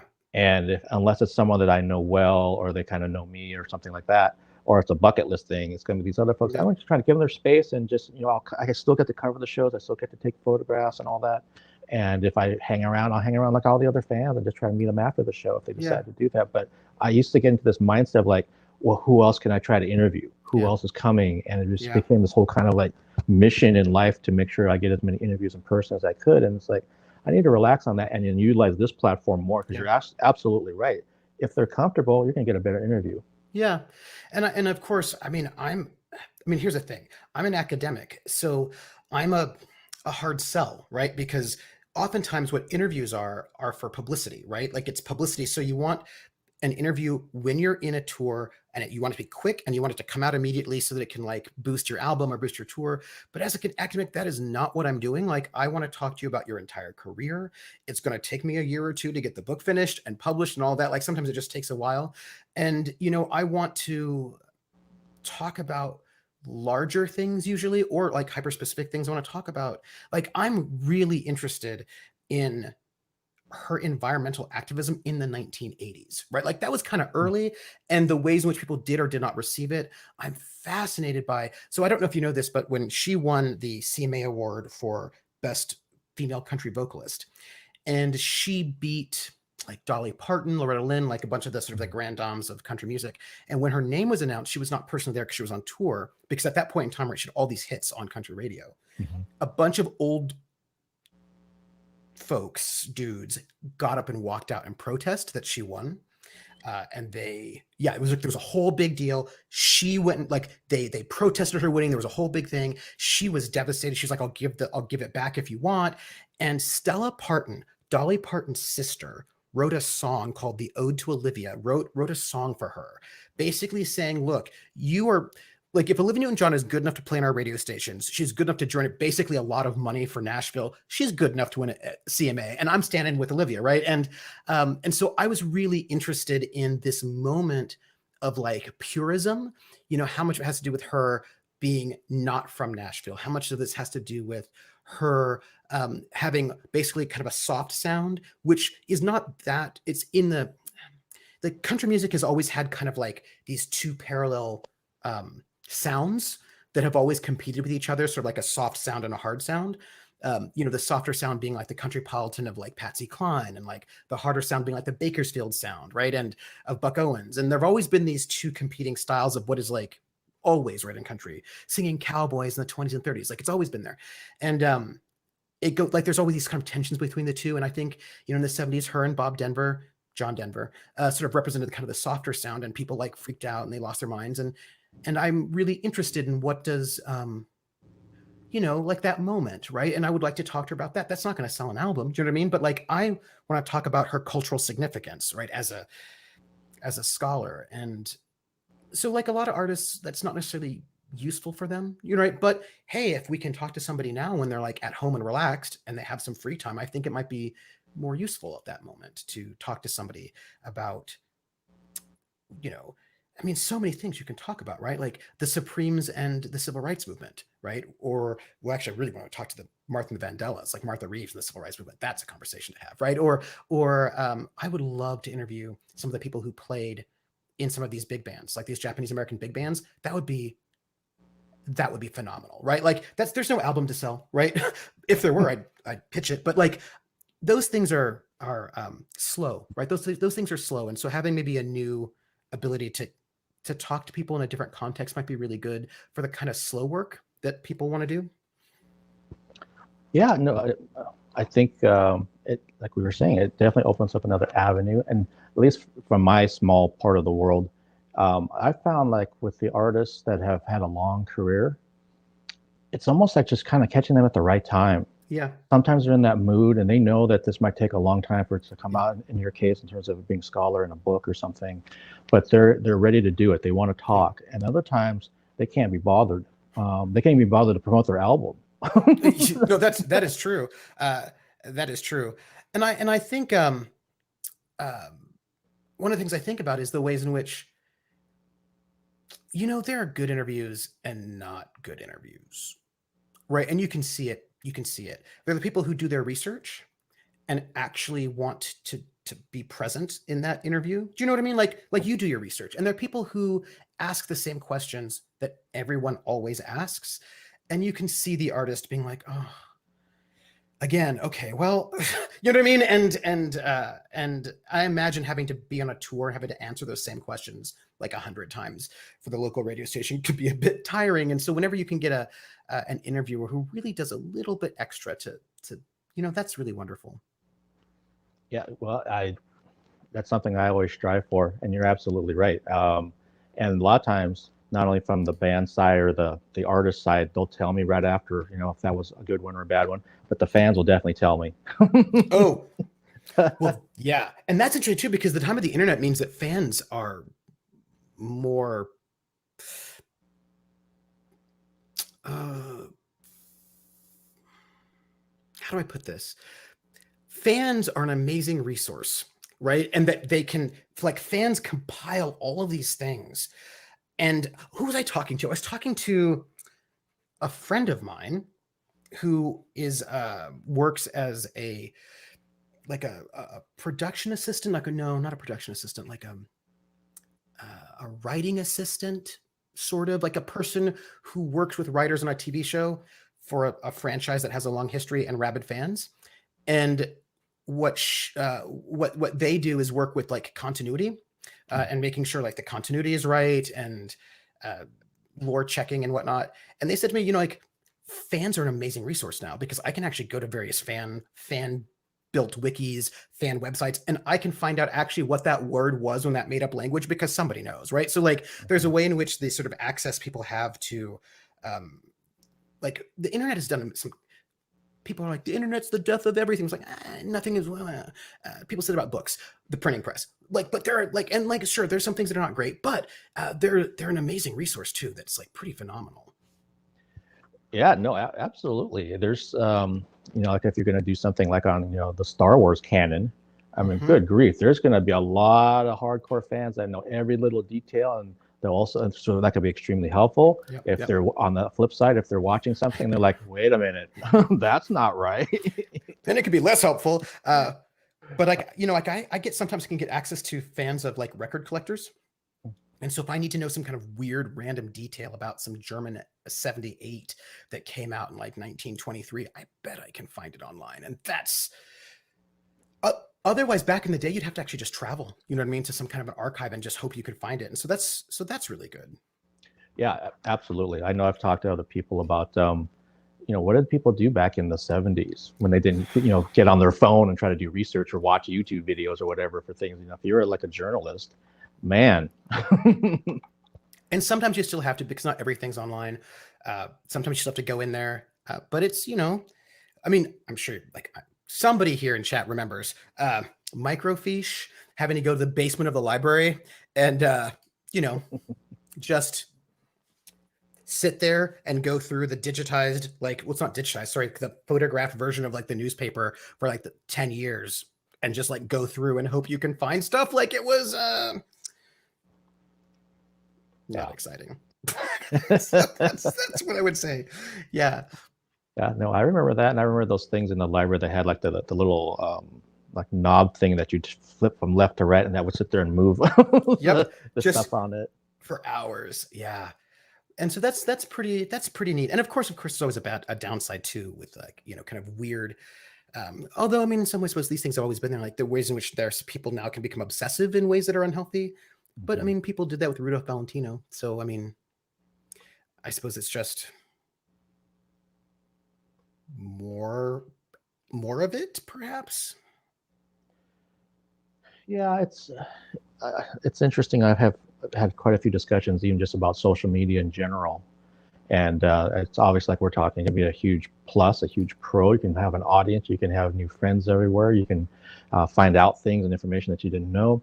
And then the other side, you have some folks that, for a variety of reasons, can start taking down a dark path, and it becomes something personal for them.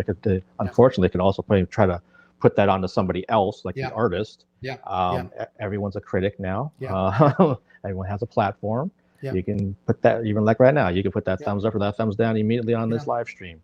And you can put a comment into the chat. It's funny, I was telling somebody that, like on YouTube, and I didn't realize, I know like for mine, I have it set where you can hold inappropriate comments, because I'm like, well, most of that's spam. Every now and then something else will slip through.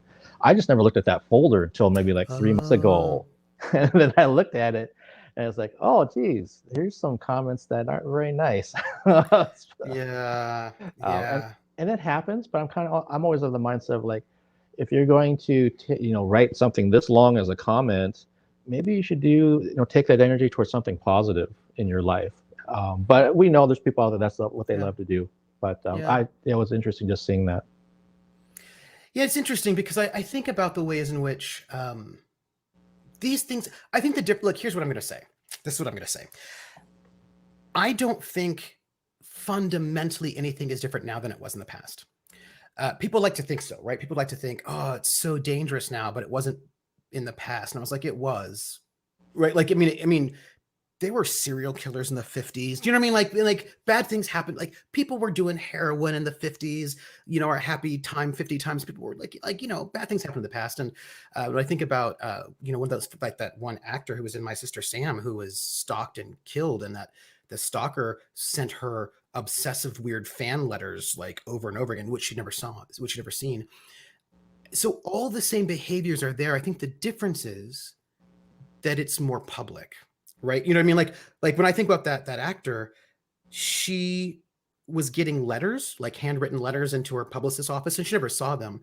So they were still there. It's just that she didn't know, which was not good, actually, because she probably should have known. And I think the thing is, it's just that it's more public. Do you know what I mean? Like people have more access.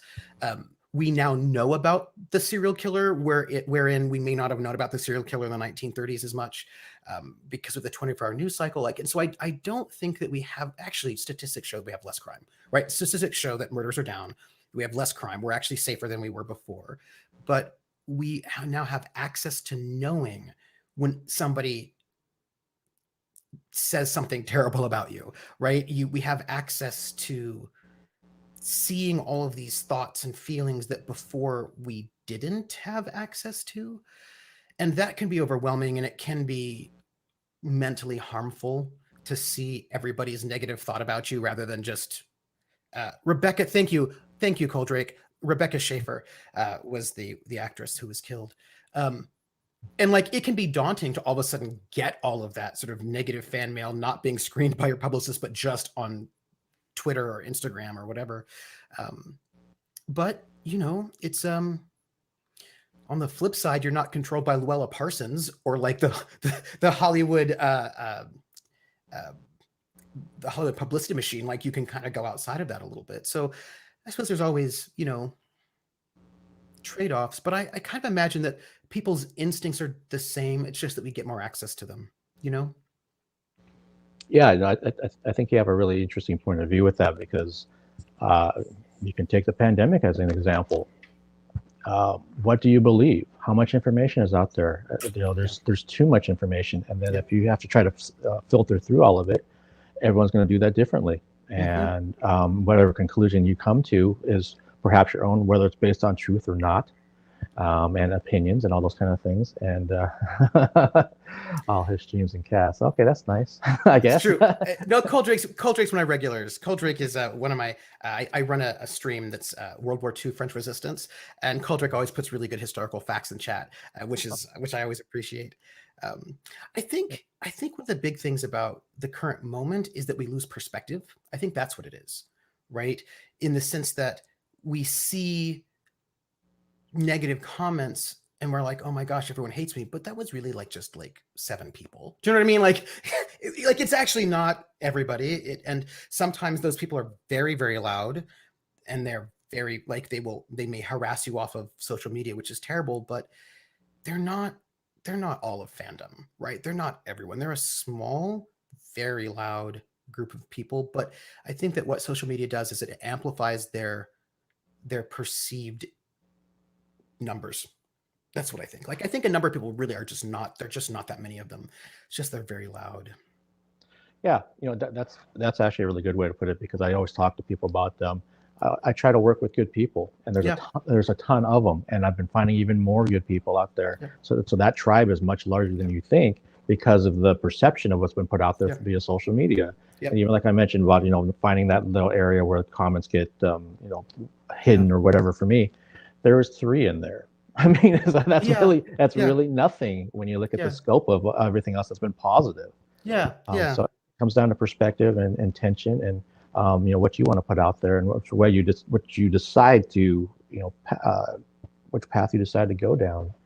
And Dr. Penny, I really appreciate this, how much time you've taken with me, and I want to kind of get closer to wrapping this up, if we can. Of course. We'll kind of see.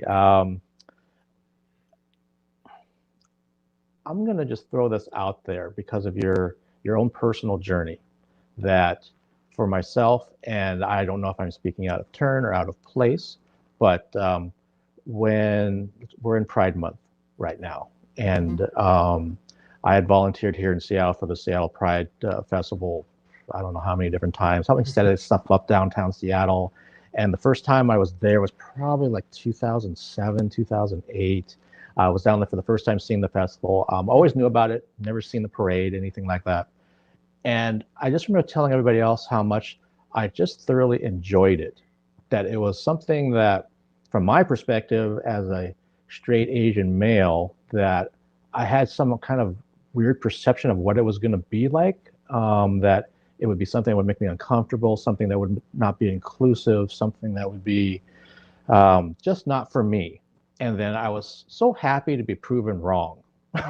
And proven wrong every time I was down there. And this year they're doing something virtual again because of COVID. But I'm just curious that for people that are maybe watching this, especially if they're watching, maybe they follow my channel, and I haven't had these kind of discussions very often, with your own personal journey. 1, how did that start? And then 2, what do you feel, in your own opinion, should the mainstream people like myself or other people out there, what should they be aware of when we're talking about marginalized folks, when we're talking about LGBTQIA, when we're talking about all these things? Because you hear it from so many different angles, and sometimes you just don't know what's okay, what's not okay. I don't know if that's the right thing to even say, but I'd love to hear your perspective on that. So my perspective is going to be a little bit strange because I'm also an historian, right? So I study the history of sexuality as well, and in music performance.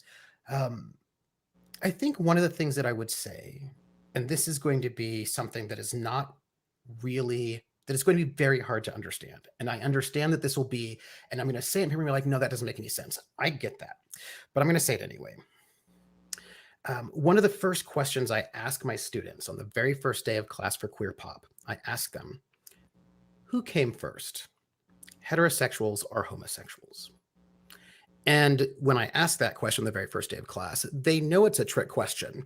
And they sort of sit there and they're trying to figure out what the answer to this question is because it doesn't make a lot of sense to them. And they're trying to figure it out and they're like, oh, it's and of course the answer is homosexuals because that word was invented like 2 years earlier than the word heterosexual in the 19th century, right? So we did not have them before the 19th century. And people are like, well, of course, but people were always heterosexual or they were always, it was like, no, they weren't though. And this is the thing that I think I would share is to denaturalize what seems normal. I would like to challenge people to think just this, it's a thought process. Think of this as a challenge for a moment. I'm going to give you a theory, a thing to think about, which is not going to make sense maybe, but I want to just throw it out there to ponder. Before the 19th century, people did not have sexual identity. We think of sexual identity as something that is very serious, very important. Maybe it's genetic. It's this like who we are, right? Our sexual identity is part of who we are. But I want to throw out there that is not how people saw the world until very recently. People did sexual things, but it was not an identity, right? It wasn't an identity. Like anybody could do any kind of sexual thing. And some people did these things, some people did those things, and people had like identities and they didn't have identities, they had ways of describing people who did different things. But the idea that you had a sexuality outside of behavior is a relatively new idea.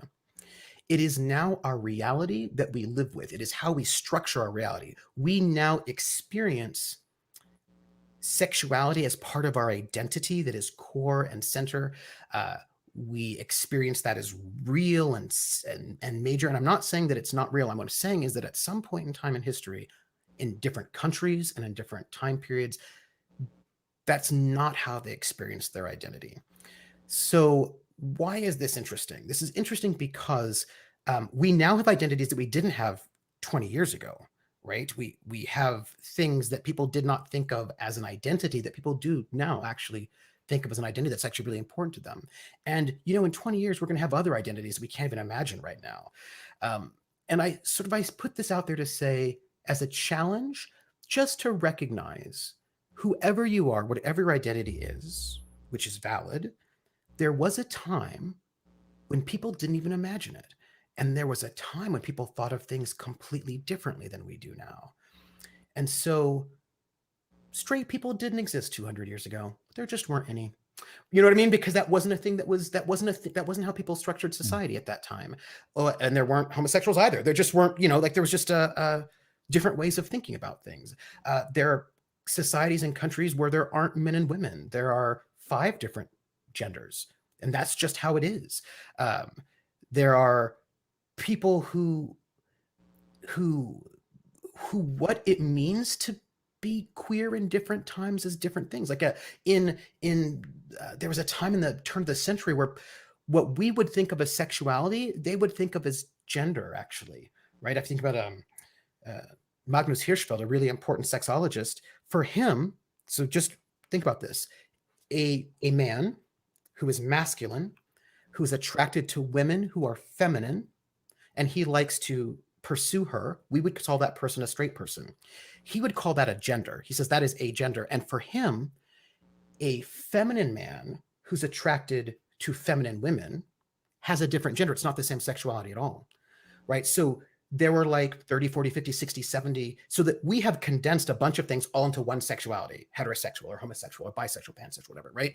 We have like a couple. But like for them, that's just not even how they thought about. Like it was just a different way of thinking about things. And I find this fascinating, not to say that whatever you identify right now is not true, but just to recognize that if you think somebody is wrong because they're different, that your own identity didn't actually exist until fairly recently as well.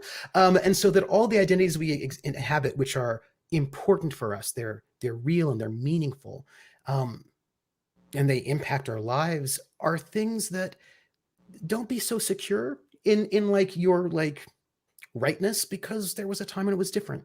It was a different thing at a different moment. And the same, and of course it's one of those things. It's like with race, right? There was a time when I would be a different race than I am now, just because of how laws worked, right? If I had lived in New Orleans, I would be Creole or mulatto. I wouldn't be black. But then we changed our laws, and now that has changed, right? And what races we think there are shift with how our society sees things. That, I mean, Irish people were not white for a time, right? That is a true statement. Same thing with Italians. And who is white has changed over time, and what races we imagine. That doesn't mean that race doesn't impact your life, because it does, because people will kill you. You know what I mean? And they will discriminate you. But to know that these things are not as fixed as we think they are, and that whenever you're feeling super correct about everything, just take a moment back and think, you know what? There was a time that this would be different. There are people right now who are heterosexual who would not be heterosexual in a different time period. Like, they just, like, you might think, oh, I'm a straight guy. You're like, well, are you though?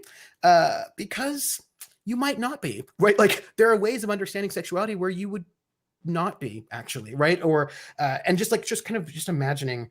And there are people who we think of as being queer who also would not be in certain times and places. And just sort of knowing that we live in a moment where we live in a world where how we understand ourselves shifts and changes, and have some kind of grace, have some kind of kindness, to know that just because somebody has a way of identifying that you don't understand doesn't mean that it's wrong or not meaningful, because I would imagine that you would want your identity affirmed as well.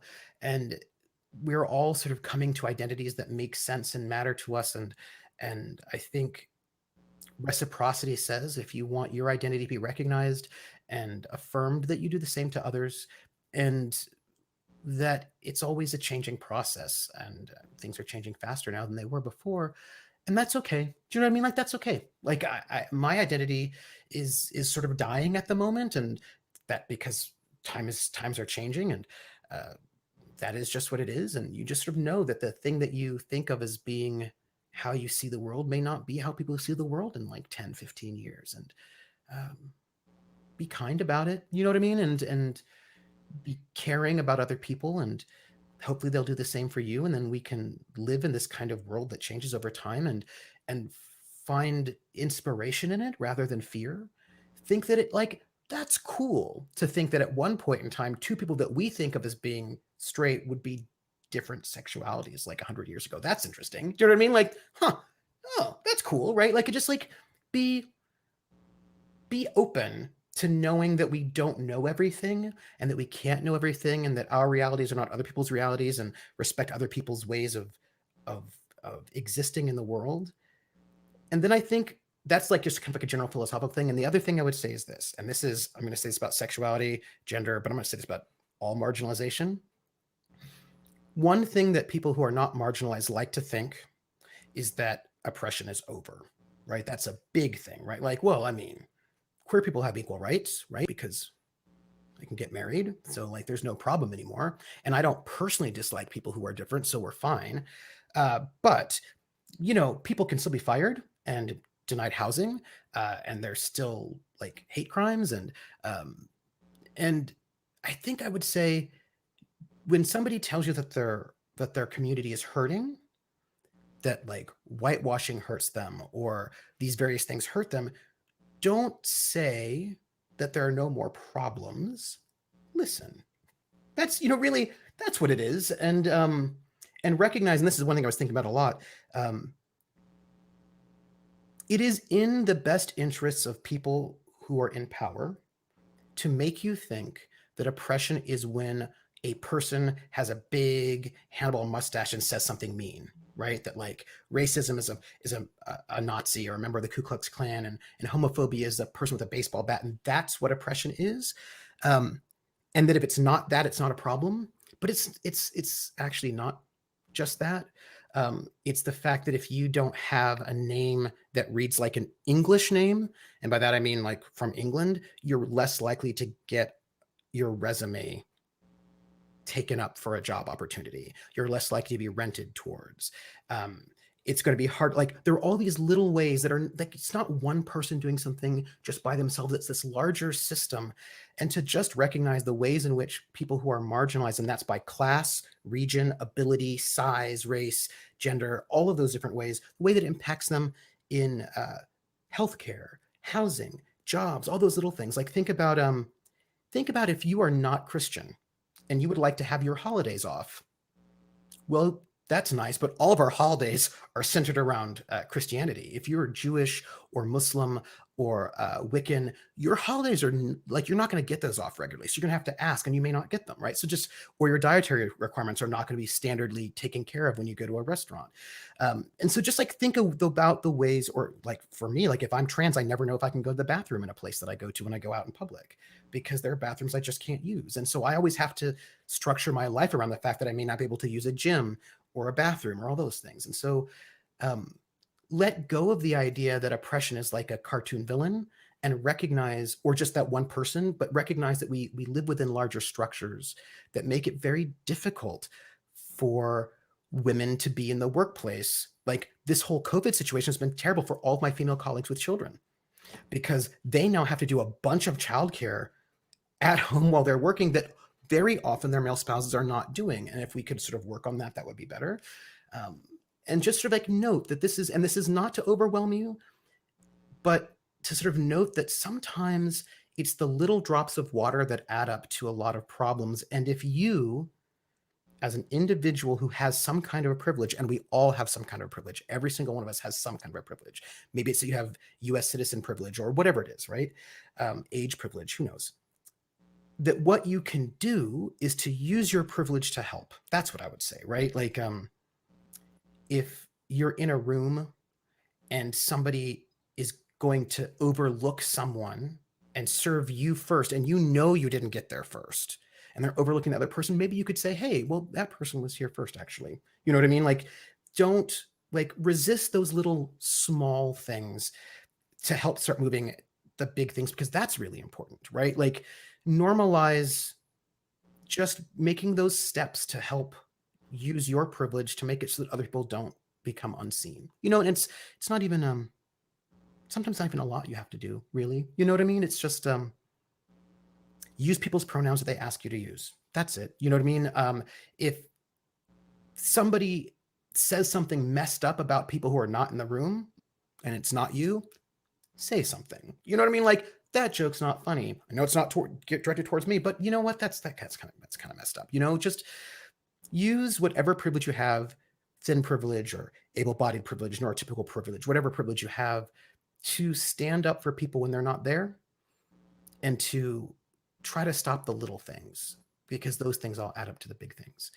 And yeah. Thank you so much for sharing that. And I think it's something that I've said this a lot, that anytime I learn something new, it's been a good day. And I've learned a ton in the last hour and 57 minutes. So I greatly appreciate you sharing your knowledge and your wisdom and your insight about everything that we've talked about. And Dr. Pennington, if there's ever a chance, maybe sometime this summer, that we could reconnect after you've moved and settled in and all that kind of thing. Absolutely, because I'm moving in 2 weeks. Yeah. I would love to do a part 2 and follow up and continue what our discussion was today. But again, it's been just an amazing way for me to kick off my my week of streams this week, and my birthday in a couple of days and all that kind of thing. So it's been truly an honor talking with you, and I can't wait to do a part 2 later on this summer once you're settled in at your new pad. Thank you, and happy birthday, by the way. Thank you so much. It's I was going to joke around. It's nice to turn 40, but everyone knows I'm not 40. I'm a lot older than that, but or a lot younger. I mean, I don't know. Have you seen 40-year-olds from the 1950s? They look old. They're rough. Like, like I just think it's fascinating how we age differently now. I think it's probably diet and less smoking. I don't know. But like, and people drank a lot more back then. But like people, like, you see some people are like, you're 20? Ooh, wow. Okay. Well, that's amazing. Yeah. So, you know, in my heart, you are a young old soul. That's what I'll say. Well, I appreciate that. And that's what I'm going to work with anyone else who asks me how old I'm turning. Well, again, thank you so much for taking the time. Have a great, evening after. Well, no, it's evening over there, or starting evening kind of. It's still sunny. Yeah, over there on the East Coast. And yeah, I'll reach out to you again, and we'll get a chance to get part 2 of this on the schedule in a month or two. Absolutely. Thank you. Thank you. Take care. Take care. Thank you, chat. Bye-bye, everybody.